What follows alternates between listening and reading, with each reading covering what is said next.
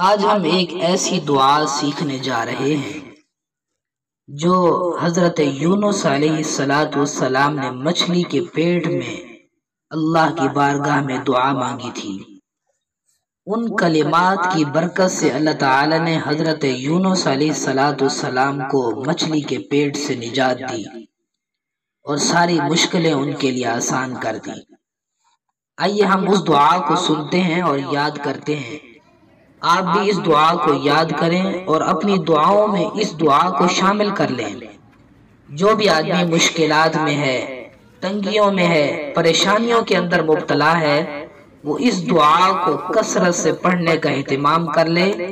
اللہ تعالی ان کلمات کی برکت سے اس کی مشکلات کو آسان کر دیں گے، پریشانیوں سے نجات عطا فرمائیں گے۔ وہ کلمات کیا ہیں؟ وہ کلمات یہ ہیں: لا الہ الا انت سبحانک انی کنت من الظالمین۔